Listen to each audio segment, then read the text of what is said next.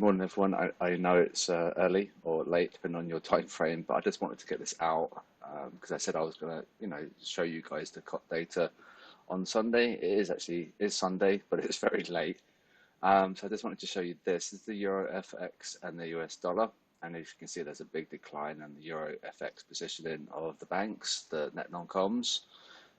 They are short in the euro and they're going long the dollar. Okay, US dollar index.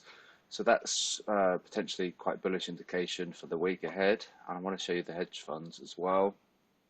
And what I'm particularly going to be looking at on Friday, I know it's a week away, but I'd ideally like that to break that high.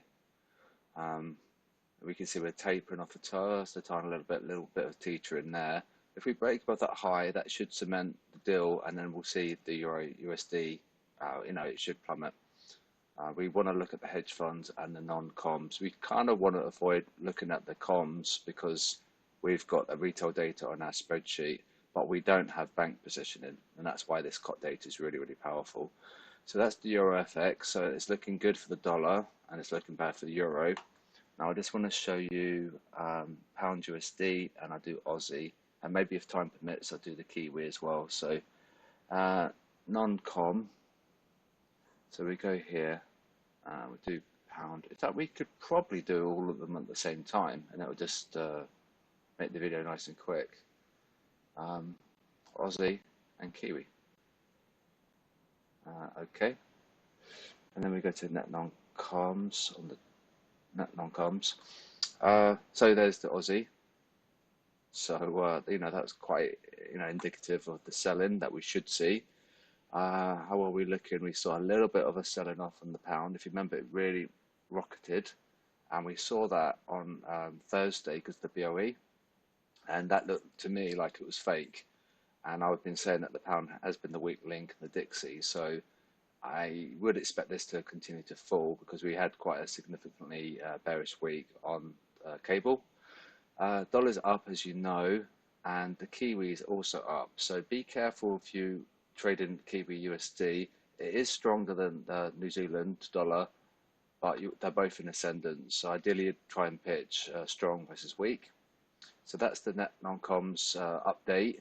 And I'm just going to show you the hedge funds as well. Where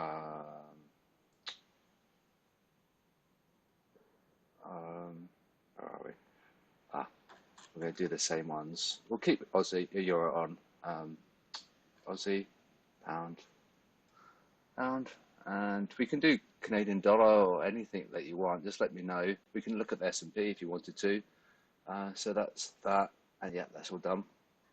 Chart, no hedge funds. So how are we looking? So the dark blue is Aussie. It's not that clear. Perhaps we can change the report date just to change it. This month maybe. Right, okay, that could be a little bit clearer. So there's the Kiwi, right, and hedge funds. The US dollar is pretty much flatlined, and the pound has gone up, so that's interesting. Hedge funds are positioned for a little bit of a stronger pound. Euro is flat, very, very flat, and the dark blue is the Aussie. But I think we want to be looking at the net non-coms because this is, the banks and institutions, they're stronger than the hedge funds. And hedge funds, in its name, they're hedging. So they could just be going long one particular instrument to offset a position that they've got on their books. So while they look like they're going long Kiwi, they could also be shorting Kiwi against a different currency. So hopefully that helps. We should see some weakness in the Aussie, so keep an eye on Aussie USD. I think we should be falling, but it all depends on risk. So if we have a negative day, then this is going to come true. If we have a positive day, then it's going to override this. So it's going to be quite tricky. But assuming that we go risk off, which I think possibly we might, then this should work out quite well. So we'll wrap up now. As you can see, it's quite late or early, depending on where you are in the world, but I'll be planning to be going to bed soon. So there's an update there, and hopefully it helps. So I'll be back in the morning Monday morning for the risk calculation and the stop loss cluster update. So I'll see you soon.